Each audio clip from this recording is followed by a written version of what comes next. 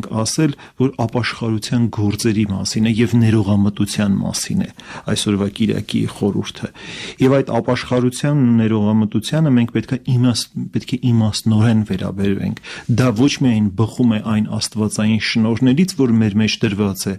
այլ նաեւ զուտ մարդկային իմաստությունից։ Տեր հայր, ասում ենք, որ այս կիրակի հիմնական խորհուրդը ներողամտություն եւ առհասարակ ողորմությունն ու ողորմատությունն է, որը ամրապնդում է մարդու դարձը առ Աստված եւ նպաստում է այդ դարձին առ Աստված։ Ինչը պետք է ներել։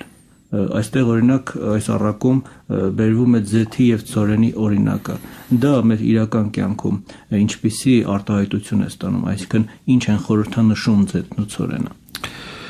Տարբեր մեկնաբանություններ կան եւ մեկնաբանություններից նաեւ մեկը այն է, որ տնտեսը Աստծո տան սպասավորն էր, այսինքն հոգեվորականն էր, այսպիսի մեկնաբանություն էլ կա։ Այս մասին խոսում է Սուրբ Գրիգոր Տաթևացին, եւ ձեթը եւ ծորենը ինքը ներկայացնում է իբրև հոգեվոր եւ մարմնավոր մեղքերը եւ դրանց թողություն տալը եկեղեցական կարգով եւ այնտեղ բացատրություններ կան, թե ինչու, ասենք, ձեթի պարագային կեսը արվեց, կեսը ներվեց, իսկ ասենք ծորենի պարագային, ասենք 1/5,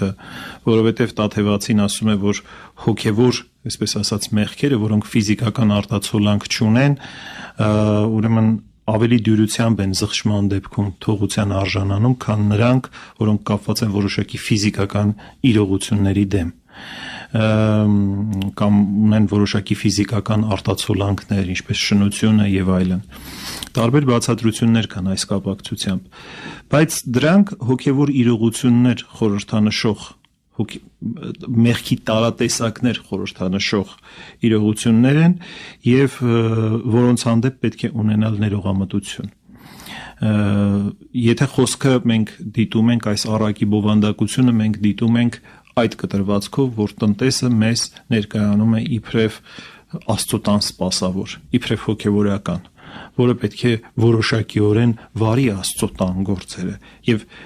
այս տեսանկյունից դիտված նույնպես շատ հետաքրքրական է,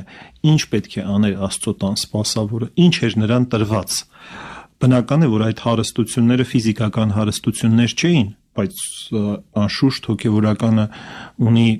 մեծ շնորհներ իր ձեռքին։ Նրան մեծ շնորհներ է տրվում, եւ եկեղեցին այն վայրն է, ուր տեղի են ունենում Աստծո շնորհաբաշխությունները, հատկապես Աստծո սրբազան խորհուրդների